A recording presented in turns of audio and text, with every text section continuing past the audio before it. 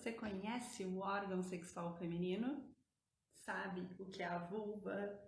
Conhece o corpo feminino? Sabe o útero, como funciona? Conhece, mulher, como você é cíclica? Você fala sobre menstruação? Então, é sobre tudo isso e um pouco mais a live de hoje, com a nossa querida Esme Dédalos, que é uma especialista, ela é doula, especialista em saúde da mulher, e ela que vai estar com a gente hoje falando um pouquinho sobre isso tudo. Então, boa noite, sejam todos muito bem-vindos. A Esme é doula, especialista em saúde da mulher e obstetrícia, né, e ajuda as mulheres então a fazer essa reconexão, essa conexão com o útero, com o feminino, com este sagrado. Né? A gente precisa desse autoconhecimento, a gente precisa, né, nos ver como cíclicas, compreender, né, melhor como que a gente funciona. Oi, amor! Olá!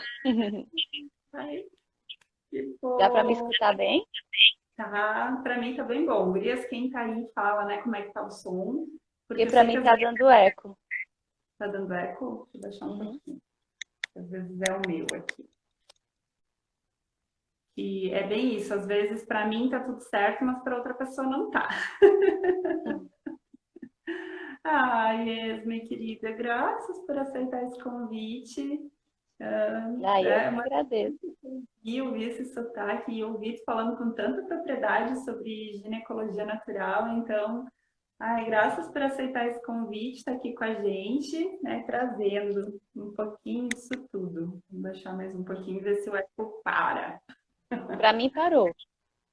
Então tá. Acho que deu certo. Uhum.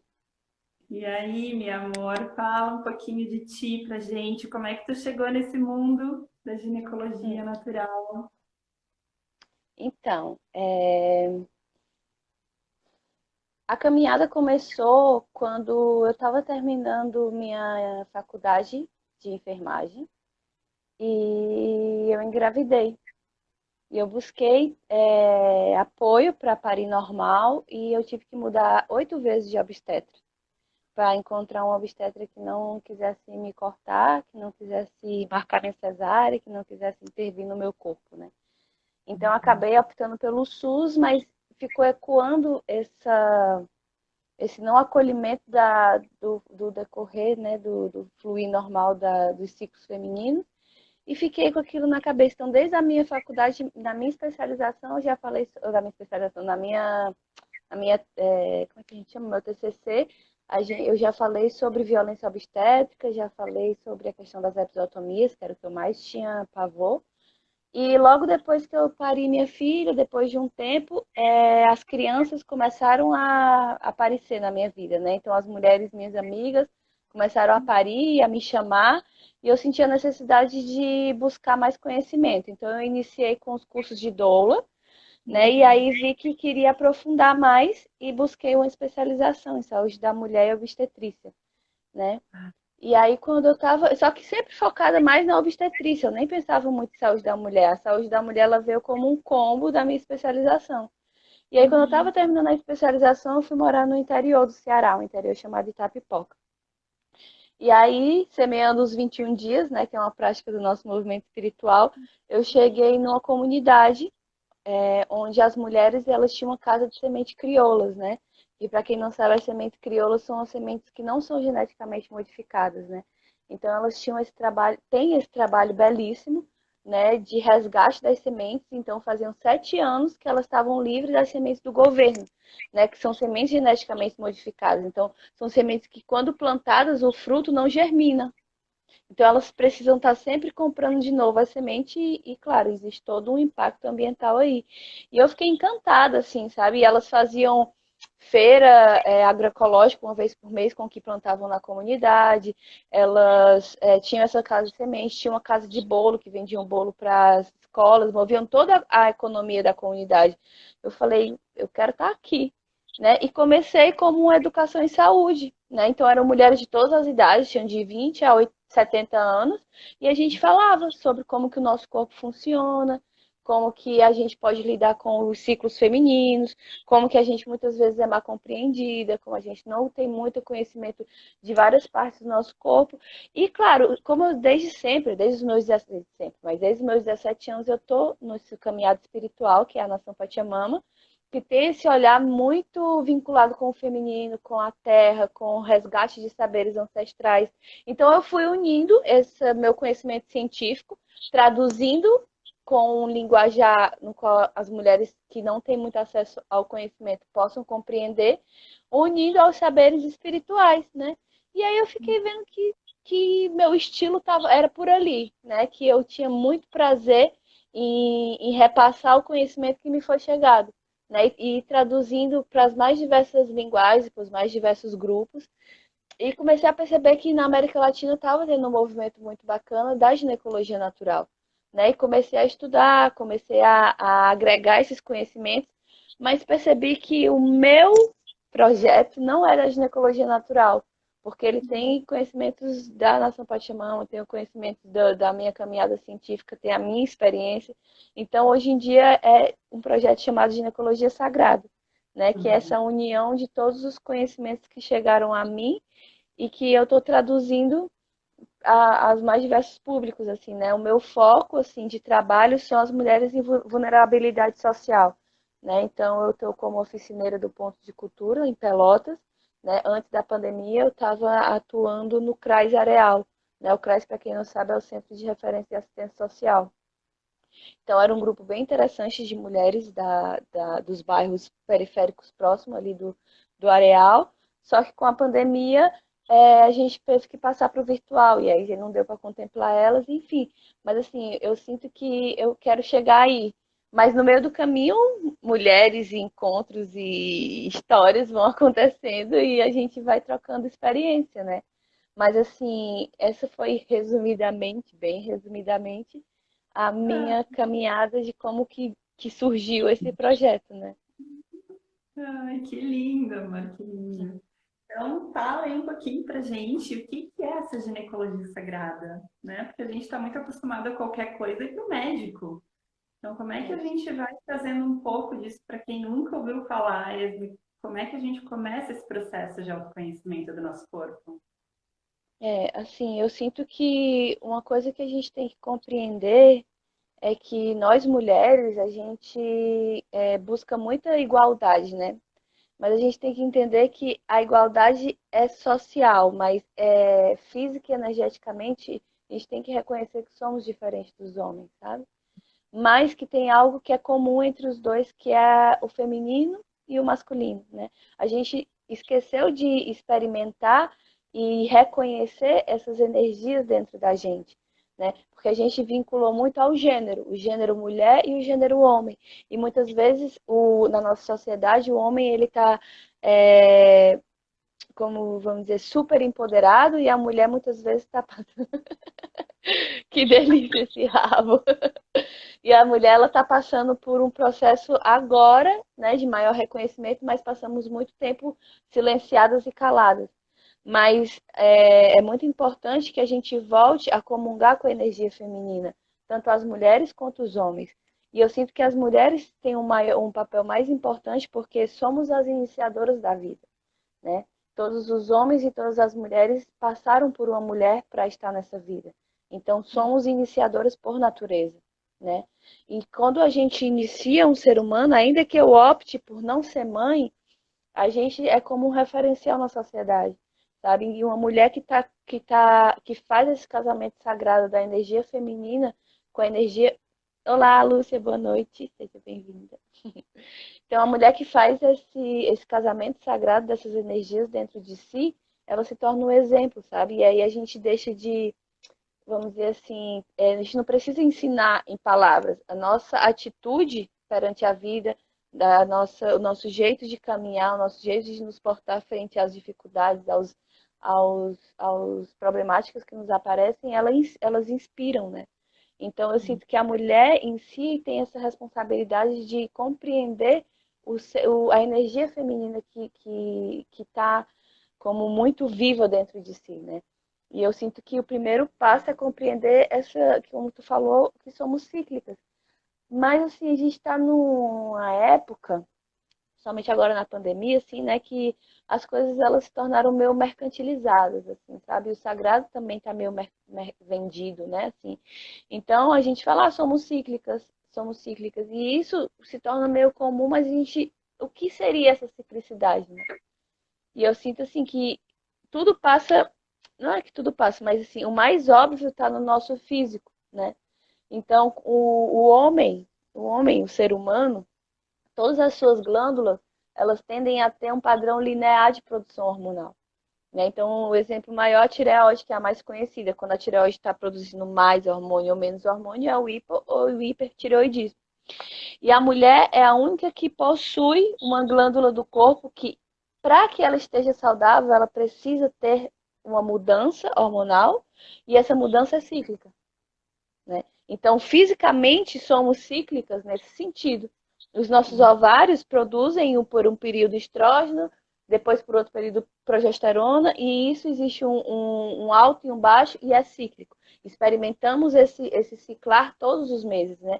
E esse ciclar, ele nos conecta muito forte com a natureza, né? Porque a natureza é cíclica. Então a gente se transforma. Peraí, só um minuto, tem uma coisa na minha. Desculpa. Então, a natureza ela é cíclica e a gente é um microcosmo desse macrocosmos, né? Então, a gente pode perceber que existe a ciclicidade do dia e da noite, a ciclicidade da lua, a ciclicidade das estações. Então, a natureza ela mostra que o ritmo e o tempo dela é cíclico, não é linear como a gente está acostumado, passado, presente e futuro. Não, quando a gente percebe que existe um ciclar onde a gente pode, que é sempre o mesmo, mas é sempre diferente, né? É sempre diferente, os momentos são sempre novos, mas a gente pode reaproveitar e reexperimentar a energia várias vezes, né? Então, quando a gente vê as culturas relacionadas à Terra, elas têm os seus festivais, né? Que um dos mais conhecidos é o Festival Dia das Bruxas, né? Mas, na verdade, ele traz uma simbologia de um momento do ano do qual está passando. Então, o ano também é cíclico, né? Então, quando a gente percebe que o tempo não é assim, ele é assim, existe uma maior compreensão que o todo está representado na gente. Então, a gente não está mais separada. A gente não é mais ser humano, natureza. Não, nós fazemos, a gente se reconhece parte, a gente se reconhece como a deusa se expressa através da gente, né?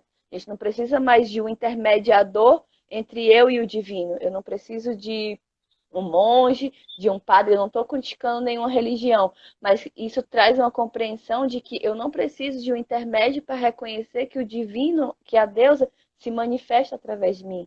Né? Existe uma compreensão de que não é a deusa e eu, na verdade, a deusa se experimenta através da gente, né? Através do ser humano mesmo, né? Que somos a parte mais bonita, né? Dela, uma parte consciente, uma parte que cria, uma parte que sonha.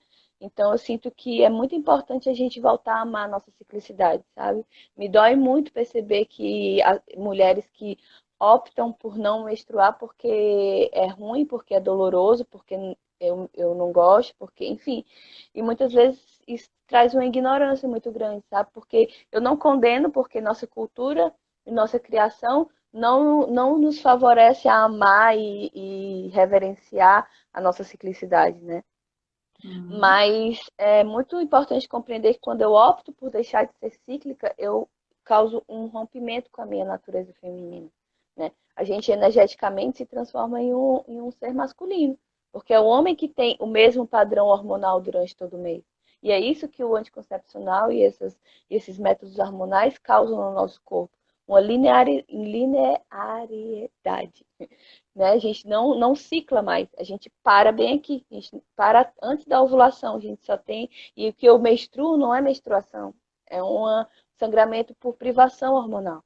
A menstruação, ela é o quê? Ela é o endométrio que se esvai quando percebe que não houve fertilização, né? E junto o óvulo. Mas se eu não ovulo, eu não produzo endométrio.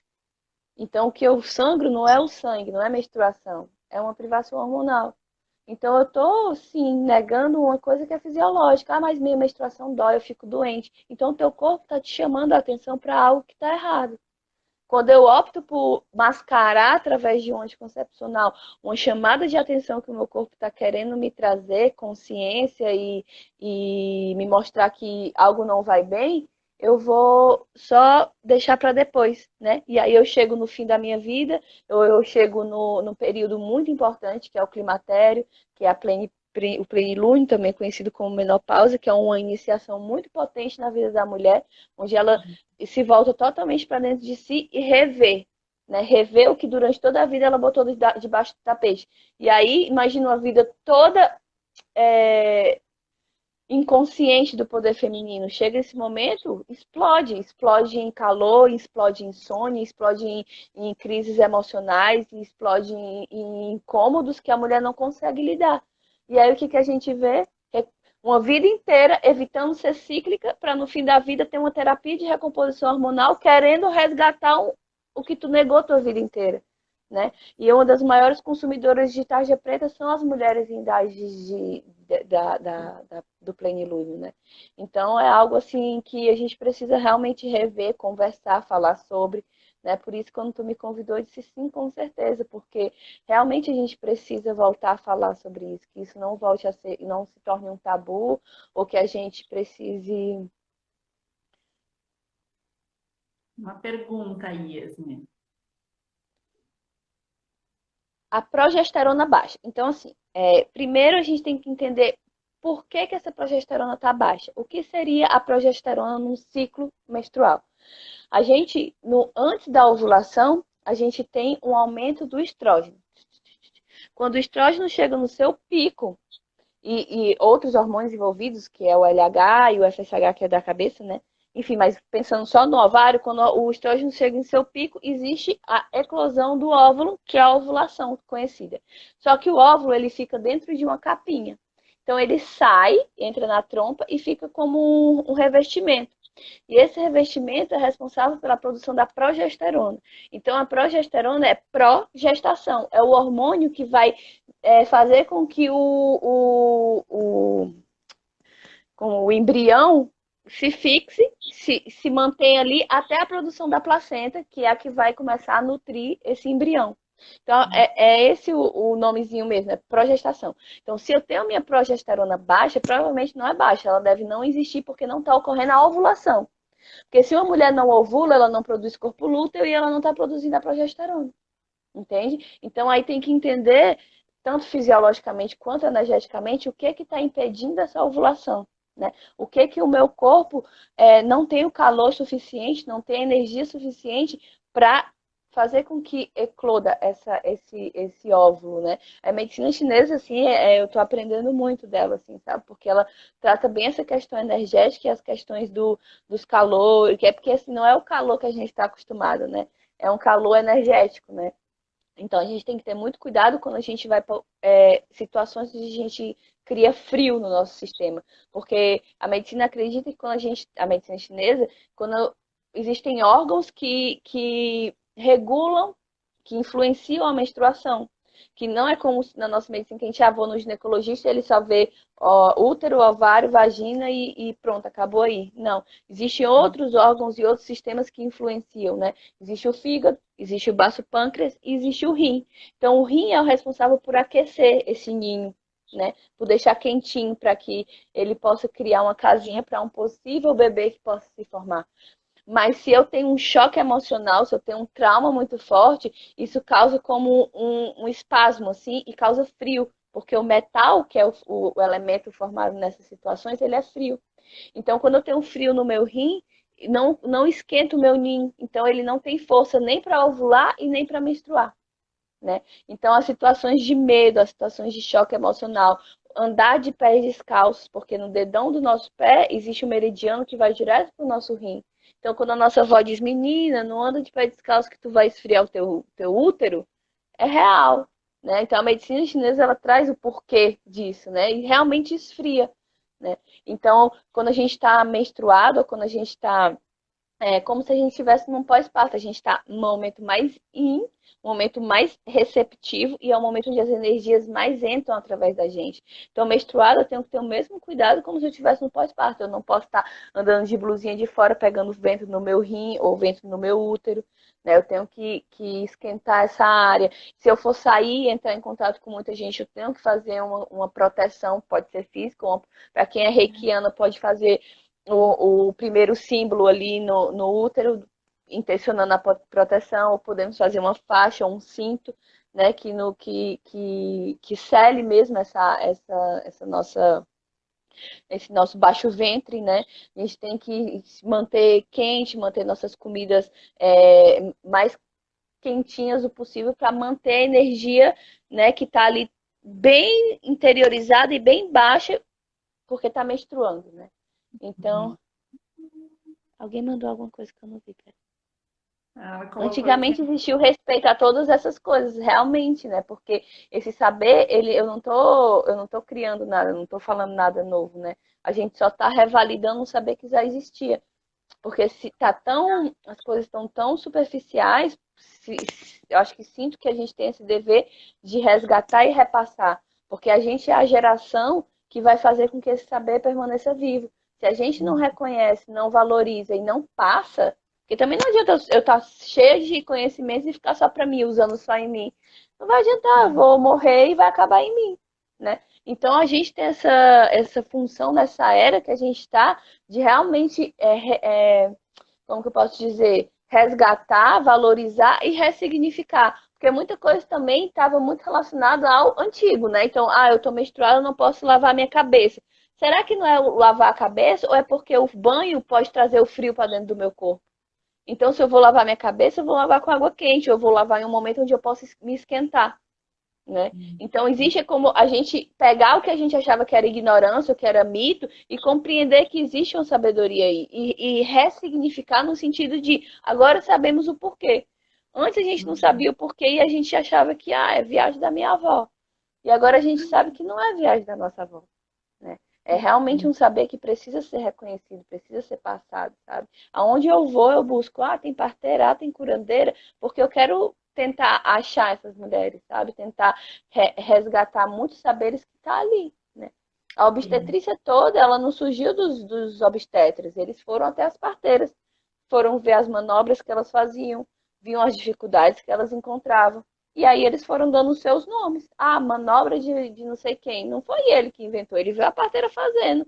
Ele só criou uma teoria científica em cima desse saber que é ancestral, né? Uhum. Então todo o nosso saber, todo o nosso autoconhecimento, tá tudo dentro da gente, né? E eu sinto que a minha missão é só relembrar. Eu não vou, nada que eu fale, nada que eu comente é algo novo, né? É só relembrando porque em algum momento esse conhecimento se rompeu, né? Não chegou através de nós, né? Mas está chegando agora, né? Não só através de mim, como todas as mulheres que estão nesse movimento bonito assim de resgate dessa consciência feminina, né?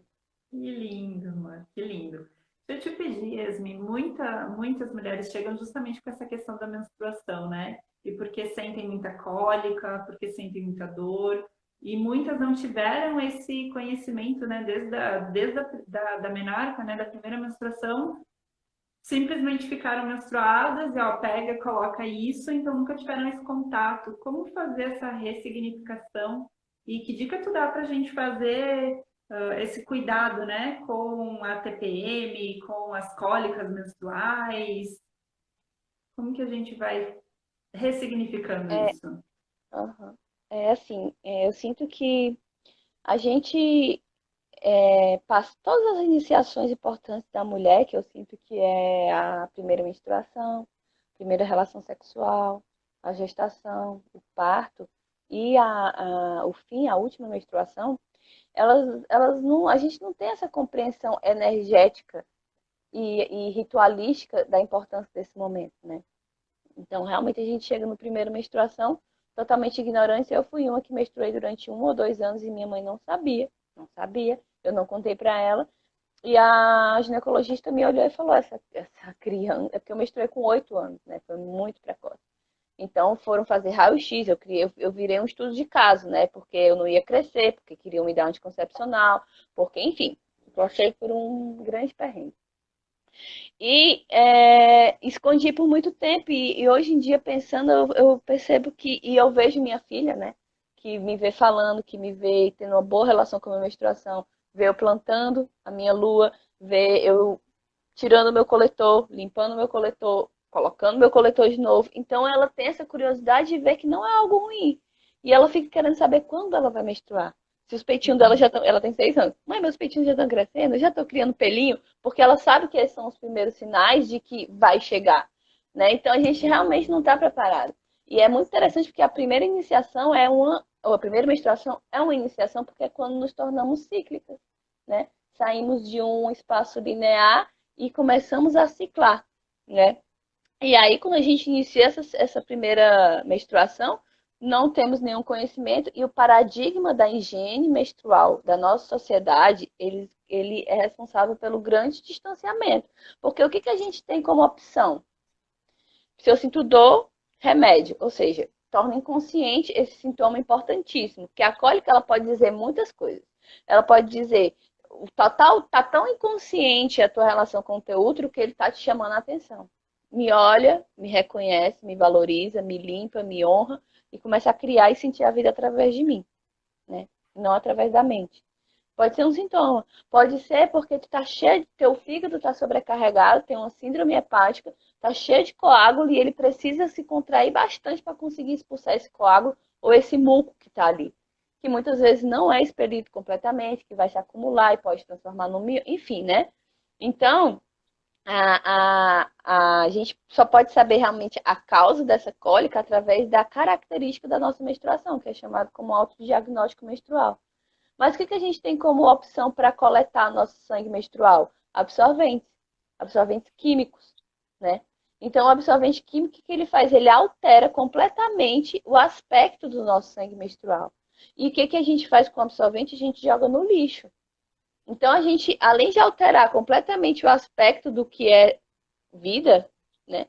Porque a gente só menstrua porque a gente é capaz de gerar vida. Uma mulher que não menstrua não gera vida. A gente só está aqui porque nossas mães menstruavam. Se nossas mães optassem por não menstruar, a gente não estaria aqui. Né? Então, o sangue é vida. Ele é o único sangue do nosso corpo, fora a nossa medula, que tem células tronco. Né? Ele não coagula. Né? Ele sofre oxidação. Né? Então, quando a gente pega o absorvente que nos vendem, que ele está repleto de agrotóxico, porque o algodão ele tem agrotóxicos que eles são proibidos para alimentação, mas está no algodão, que é colocado na nossa vulva, na nossa mucosa e é absorvido. Né? Porque quando a gente toma um remédio, através da via oral, ele vai passar por todo um mecanismo de digestão, de mecanismo hepático, até entrar no nosso sangue. Se eu quero que o fármaco caia direto no meu sangue, ou eu faço endovenoso ou eu faço sublingual, porque ele cai direto na minha mucosa, direto na minha corrente sanguínea. Então, tudo que eu coloco na minha vulva é mucosa, minha vagina é mucosa. Aquilo tudo vai absorver para dentro do meu corpo. Então, eu estou absorvendo agrotóxico, eu estou absorvendo os clarificantes do algodão, porque o algodão não é branquinho, belíssimo daquele jeito, ele sofre por um processo de clareamento. E ainda mais os químicos que causam os bons cheiros do absorvente. Um absorvente que cheira a flores. A flores, quando cai o sangue ali, ele apodrece, né? E o sangue, quando entra em contato com o ar, ele oxida. Então, eu tenho o sangue misturado com agrotóxico, com clareador, com os aromas e com o ar. Aquilo tudo apodrece. Uma gotinha que cai no absorvente se espalha, dando a impressão que é muito mais do que é. Né? E eu pego aquilo ali podre que me assa inteira, porque eu passo o dia com aquilo ali e aquilo vai passando entre minhas pernas, principalmente as gordinhas, como eu, que tem as pernas grossas, né? Que se usar sem aba, ele enrola todo, e se usar com aba, te assa inteira, né? Foi minha vida inteira. Aí eu pego e opto por um OB, que é um absorvente direto na minha mucosa, aí é que é a absorção de tudo que, tudo que não presta, né? E aí eu pego aquilo ali, tipo, jogo fora e, tipo, lixo, não quero, é podre, entendeu? E aí como é que eu vou amar e honrar isso, né? Tirando que todos esses químicos, eles alteram a quantidade e o tempo de duração do meu ciclo. Então a mulher, eu sangro horrores, 7 dias. Começa a optar por um absorvente de algodão natural, de pano, ou uma calcinha menstrual, ou um coletor. diminui drasticamente tanto a quantidade quanto o tempo de duração. Porque realmente esses químicos aumentam a quantidade, aumentam o fluxo, né? A quantidade de fluxo, aumenta o tempo e aumentam as cólicas, sabe? E eu tenho uma séria desconfiança de que isso é proposital. Porque se eu aumento a cólica na mulher, ela vai comprar mais remédio. Se eu aumento o fluxo, ela vai comprar mais absorvente. Entendeu? E as propagandas, o que que dizem? Ah, tipo assim, menstrue sem se sentir menstruada. É o ideal. Qual é o objetivo? Né? A gente tem que ver que a menstruação ela é algo fisiológico. Ela não tem que doer. Quando a gente vai ao banheiro e algo nos dói, algo nos arde, a gente vai atrás de saber o que está de errado. Então, por que que quando a menstruação nos dói, nos incomoda, a gente passa mal, tem muito coágulo, por que que a gente... Ah, como que tá a menstruação? Normal, sempre foi igual. Como é? Ah, é cheio de dor, com coágulo, muito tempo, passo mal, desmaio, tenho que... Mas isso não é normal, sabe? E aí, eu sinto assim, a primeira forma de ressignificar é optar por opções não químicas, né? É opções tipo, eu gosto muito do coletor menstrual porque a gente consegue fazer o autodiagnóstico, né? Porque aí com o coletor menstrual a gente consegue ver a quantidade do sangue, porque a gente tem que menstruar entre 50 e 80 ml, né? Então, sem o coletor não tem como a gente medir, né? Esse sangue ele tem que começar primeiro dia, abre a torneiria, sangra, no segundo dia sangra mais, terceiro dia sangra mais, quarto dia está diminuindo, quinto dia, serra. 5 dias, uma menstruação de mais de 5 dias, já tá demais, né? Menstruação que pinga antes, pinga depois, tem borra de café, tem muco que a gente passa e tem tipo como se fosse aquela. É um muco mesmo, né? É tipo um elástico, assim, né? Transparente. Ou que tem muito coágulo. Isso tudo não é saudável, isso tudo não é fisiológico, né? E isso tudo, cada característica tá significando uma sobrecarga de algum desses órgãos que eu falei que estão envolvidos na menstruação, né? E não é possível a gente, o cheiro, a menstruação não tem cheiro. Quem usa coletor e cheira, vê que não tem cheiro. Que aquela podridão que a gente sente no absorvente químico é por causa do absorvente químico. É por causa da exposição ao ar, né? E eu sinto que é primeiro ressignificar. Quando eu falo disso, as mulheres, tipo, tem mulher que treme, né? Tipo, meu Deus, eu vou pegar no meu próprio sangue, que nojo. Tipo, eu não vou conseguir, não consigo colocar nada dentro de mim, para onde é que isso vai? Sabe, amores? A menstruação. O canal vaginal tem fim. O colo do útero é cerrado. Não vai entrar um coletor ali. Jamais. Entendeu? E ao redor do colo do útero é o fundo da vagina, não tem para onde ir, não tem para onde entrar. Mas tu precisa se tocar para saber. Não acredita em mim. Introduz o dedo na tua vagina e sente o colo do teu útero. Vai do lado do colo do teu útero, percebe os sacos e vê que ali tem um fim. Que não tem para onde ir, não vai entrar para dentro do teu estômago, não vai entrar para dentro do teu útero, sabe? E começar a perceber e se conhecer mesmo, assim, sabe? E começar a normalizar as coisas do nosso corpo, normalizar o nosso sangue, normalizar o nosso orgasmo, naturalizar os nossos medos, naturalizar a fragilidade, naturalizar o ser vulnerável que somos, né? Mas é porque nos colocam em uma posição tão que a vulnerabilidade, que os, enfim, as nuances, né, que temos são como motivos de sermos menores, ou enfim, né, e que a gente tem que ser sempre a mesma todos os dias. Se a gente mudar, somos, sei lá, inconstantes, somos, sei lá, não confiáveis, porque temos que ser sempre a mesma. Né? Mas não, vai ter um momento que a gente vai estar mais alegre, mais disposta, ovulando, maravilhosa, cheia de tesão. Vai ter um momento que a gente vai estar mais recolhida, vai estar mais interiorizada, vai estar mais intuitiva, vai estar mais voltada para digerir e processar todo o momento do ciclo que vivemos. Vai ter um momento que a gente vai estar se liberando na toca, né? E vai ter um momento que a gente, nossa energia vai... Enfim, vamos mudando durante o mês. Não pode esperar que a gente tem que ser sempre a mesma durante todos os meses, porque somos cíclicas. Né? E os homens também são cíclicos. O ciclo da lua também influencia nos homens. Mas a gente é ensinado a ser né, produtiva, produtividade. A gente precisa estar sempre produzindo, a gente precisa estar sempre em alta energia, a gente precisa estar sempre no máximo da nossa energia, sempre no nosso verão. E aí a gente adoece.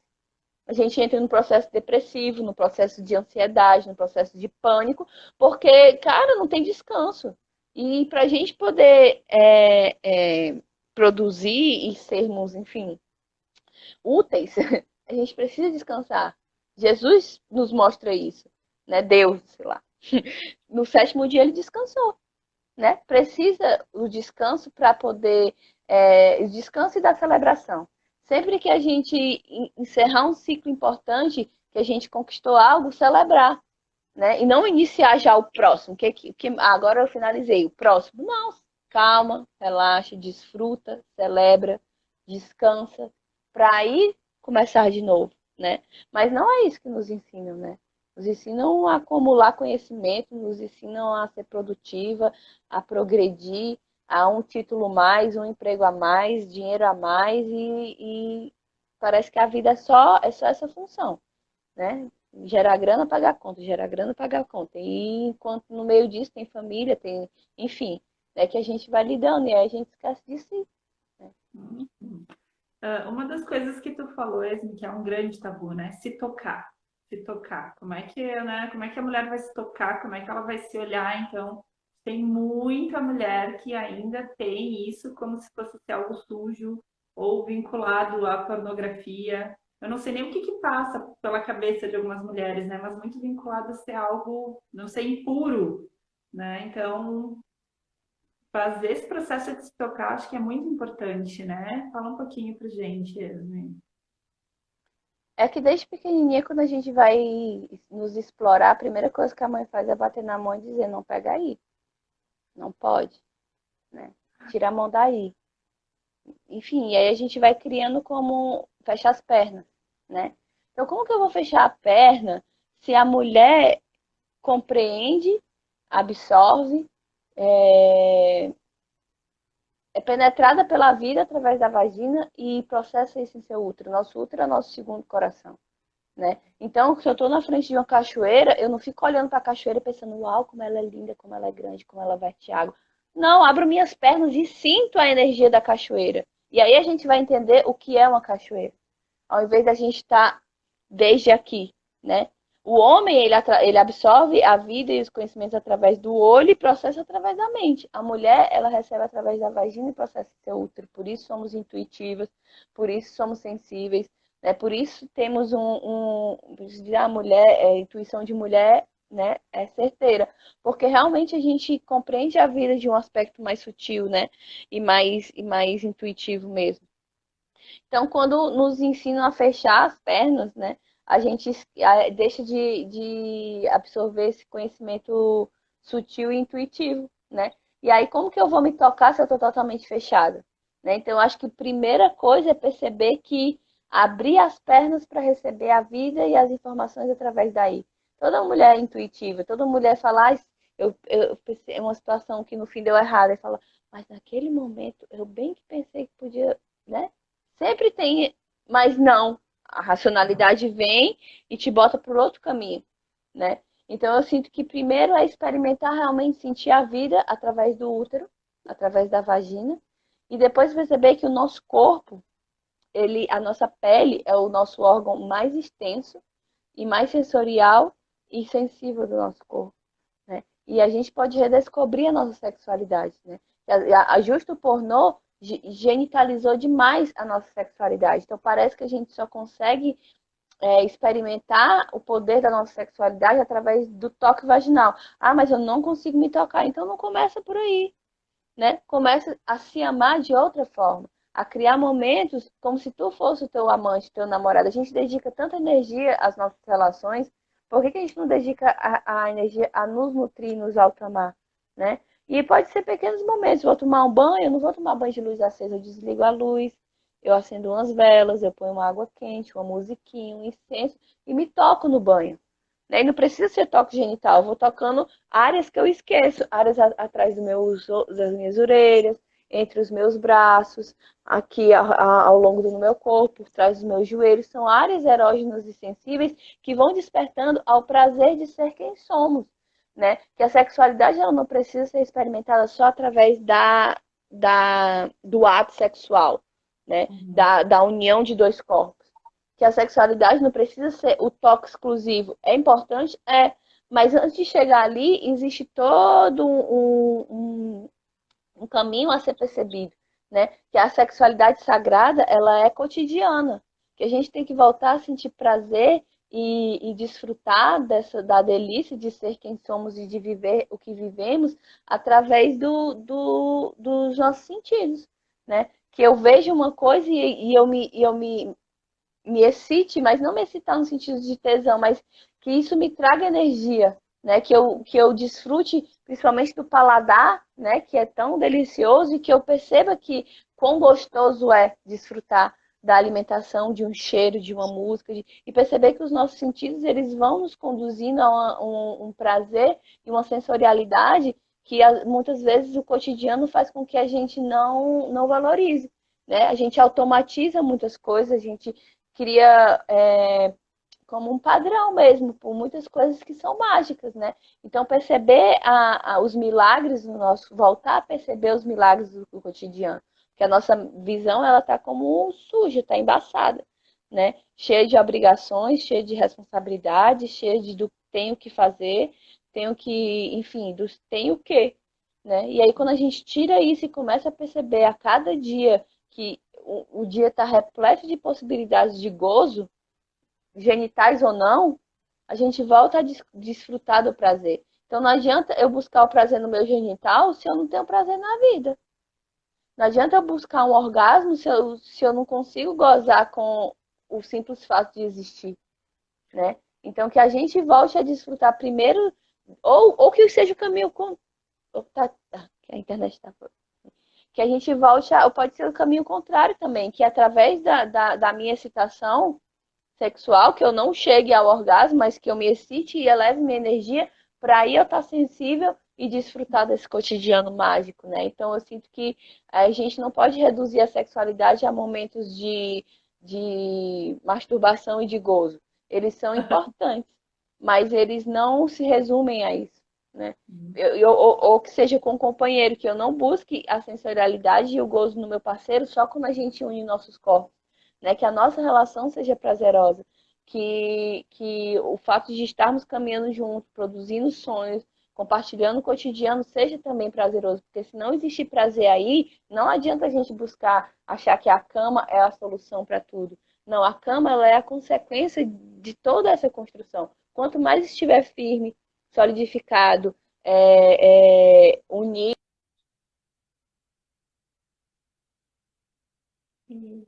Cortou. Gente, se vocês estão me ouvindo, eu não sei se travou aí para todo mundo ou só para mim. Então, quem aí está me ouvindo, quem tiver pergunta para Esme, do lado ali dos comentários tem um pontinho de interrogação, pode clicar ali e mandar pergunta, tá? Então, vamos aproveitar a Esme. Desculpa, Uhum. a internet tá ruim.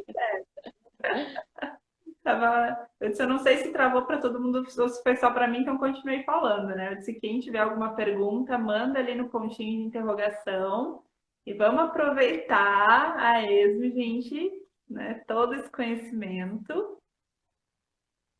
Vamos ver, chegou uma pergunta aqui, amor. Vamos ver se falar um pouco sobre Gente, pois tá aí, uma pessoa me fez uma pergunta que eu não sei responder. Eu não adenomiose. sei o que é adenomiose. Vou pesquisar e vou falar depois sobre ela. Mas eu nunca nem Vou ouvi falar. pesquisar e volto em outra live. Outra live a gente fala sobre ela, porque realmente eu desconheço. Tem outro nome? Pode ser que eu conheço por outro nome. Desculpa. Isso. Se mandou a pergunta, se tiver algum outro nomezinho ou alguma outra identificação, manda ali no pontinho de interrogação. Agora, lindo que tu tá falando, Nesme, sobre a sexualidade, sobre realmente a gente fazer essa conexão que é com a gente e eu acho que justamente como como nós mulheres temos todo esse tabu e essa dificuldade de entrar em contato com a gente, como é que a gente vai colocar isso para um parceiro, né? Então, primeiro nós temos que ter conosco para depois colocar isso com uma outra pessoa, né? Para que eu saiba o que que eu gosto, o que que eu não gosto, para ter um limite e para ter essa conexão, né? Que é diferente do que só fazer sexo, uma conexão. E é por isso que muitas mulheres sentem a sua primeira vez, a sua primeira experiência, de forma muito traumática, né? Eu vejo muitos relatos de amigas e de mulheres próximas que ou foi traumático ao ponto de se sentirem quase abusadas, porque doeu, porque não teve respeito, enfim, ou não passou nada, não foi, né? Tipo, tá. E não é assim, né? A gente não pode. Eu acho que eu sinto assim que se eu pudesse falar com todas as mulheres que fossem ter sua primeira relação, eu diria se conheça primeiro, né? Quando a gente acho que for olhar para a grande maioria das mulheres que tiveram sua primeira relação sexual, a gente perguntar: você teve um orgasmo antes? Você experimentou um orgasmo antes da sua primeira relação sexual de forma consciente? Porque uma coisa é o pequenininha, tá me roçando ali, é gostoso e acontecer. Outra coisa é eu me tocar de forma consciente, buscar os espaços que eu gosto, saber o que eu gosto, saber o que eu não gosto. E aí eu desfrutar de um orgasmo consciente. Quantas tiveram orgasmo consciente antes da sua primeira vez? Né? Muitas nem tiveram, né? E aí é claro que se eu nunca me toquei, eu nunca tive um orgasmo, e o outro faz isso a primeira vez em mim, é muito grande a chance de eu me sentir invadida, de eu me sentir molestada, de eu me sentir não respeitada, porque ele está tocando em espaços meus que eu nunca vi, que eu nunca toquei, entende? E a gente tem isso até hoje. Com certeza, homens e mulheres que nos relacionamos tocaram em nossos colos do útero muito mais do que nós. Homens e mulheres viram a nossa vulva muito mais do que nós. Às vezes o companheiro conhece mais a vulva do que a própria mulher. E ele percebe ou ela percebe que algo não vai bem porque conhece tão bem que vê que, ó, isso aqui não estava aqui antes, o que é? Então a gente, tipo, ou então que algo quando passa, eu tô tão inconsciente, tão abismada, que eu preciso da opinião, né, de um médico, eu preciso da opinião de uma terceira pessoa para saber se o que eu estou vivenciando, o que eu estou apresentando é saudável ou não, né? Então, eu sinto que o primeiro passo é a gente se conhecer mesmo, se olhar, pegar, abrir nossas pernas e olhar no espelho. Porque a gente só olha a nossa vulva quando nos dói, quando algo não vai bem, ou quando a gente quer ter um prazer sexual. Só que o prazer sexual a gente não olha. Quem é que já se masturbou se olhando? Vendo as mudanças da vulva que acontece antes, durante e depois de uma excitação sexual, né? Muitas vezes a gente nos toca ali de olhinho fechado, buscando já o fim e não desfrutar do caminho, né? A gente já inicia o toque buscando o orgasmo, né? E aí a gente não se olha, não se percebe, não se conhece. Muitas mulheres acham que Pode continuar, amor, eu coloquei aí. então ai meu Deus, eu me perdi agora. Agora, Sim, é então, que eu fui ler. então, Então, que a gente volte a se olhar e volte a buscar, resgatar esse conhecimento e que a gente não se olhe só quando algo nos dói ou quando a gente busca prazer. Que realmente a gente volte a se conhecer ao ponto de voltar a resgatar informações que estão ali. Tem mulheres que acham que a uretra, que não existe uretra, que a gente faz xixi pelo mesmo buraco que tem os bebês. E eu vou te dizer, a gente ri, mas é um conhecimento, uma crença muito comum. Tão comum que teve essa época do Big Brother, né? E aí eu tava vendo uma coisa muito interessante que tava passando. Teve uma prova que a menina botou um OB querendo burlar a prova, porque se ela fizesse xixi, o OB ia segurar o xixi e não ia vazar. Eu fiquei pensando, qual foi a lógica desse ser humano? E aí eu entendi, ela não sabe que ela tem uma uretra. Ela acha que faz xixi pelo mesmo lugar pela vagina. E aí ela fez isso na ignorância mesmo. E ela não era uma pobrezinha, ela teve estudo, entende? Mas é porque é isso, o conhecimento que a gente recebe é até ali, entende? A educação sexual que a gente recebe é até ali.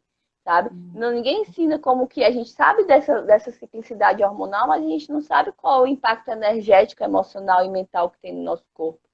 Por isso que a gente só passa pela biologia assim, tipo, decorando hormônio e depois esquecemos tudo. Aham. Sem integrar esse saber no nosso corpo, no nosso ser, né? Então, quando eu tô próximo de... Eu não sei quando que eu tô próximo de ovular, se eu já ovulei, se eu tô perto de menstruar. Só sei que eu tô perto de menstruar porque meu peito dói e eu fico querendo matar todo mundo.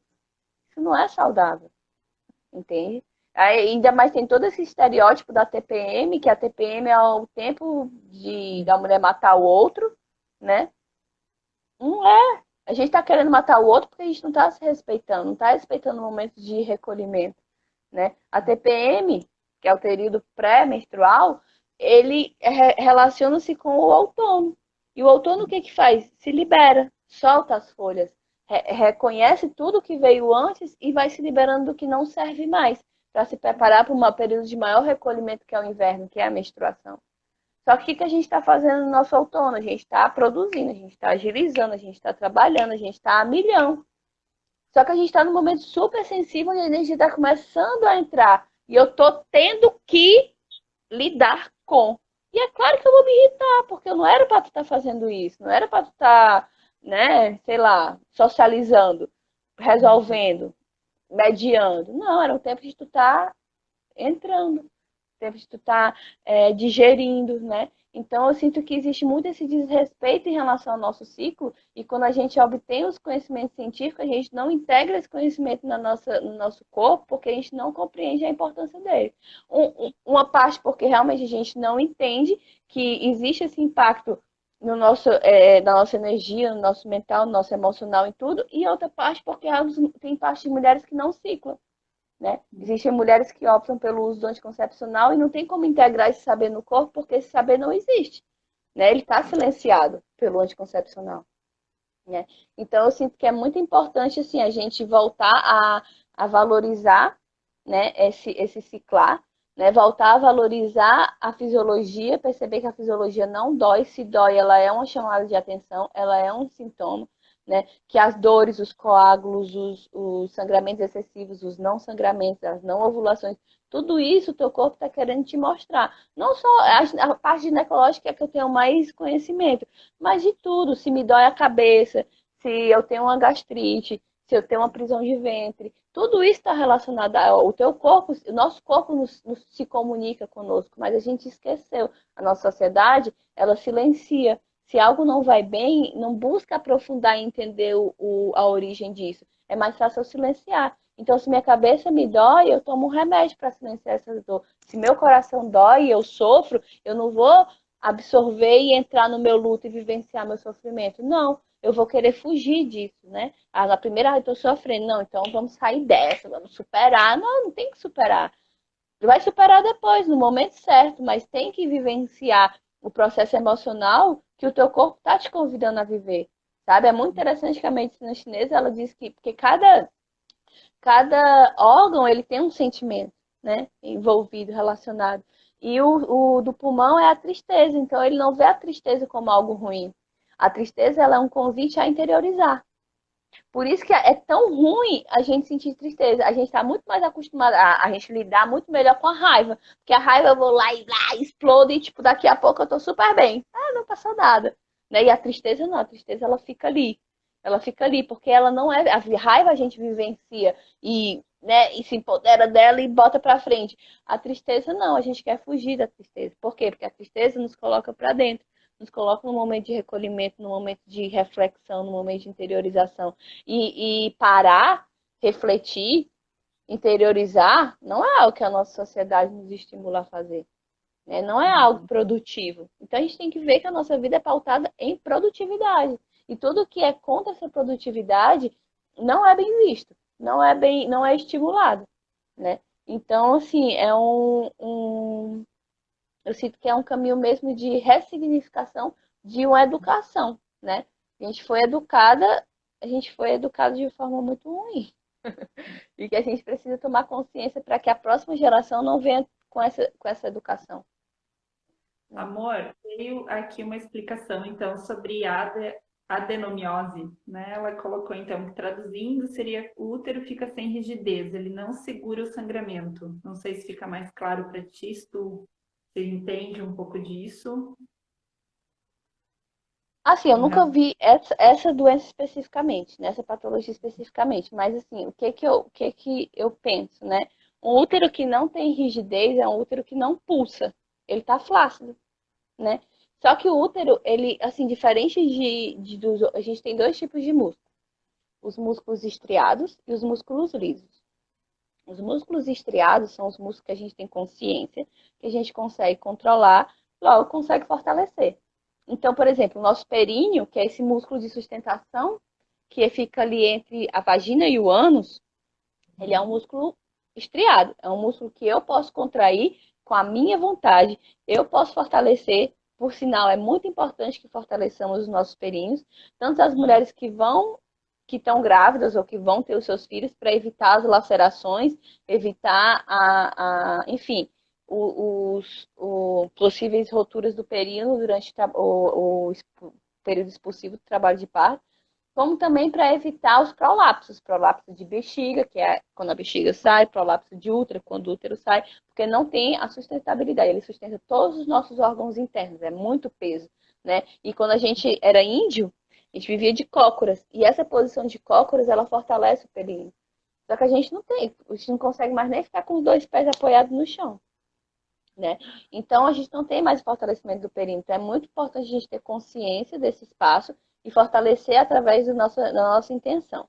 Só que o nosso útero, ele não é um músculo estriado, ele é um músculo liso. Ele é como influenciado pelo nosso sistema autônomo, o sistema que a gente não controla, o sistema simpático parasimpático, né?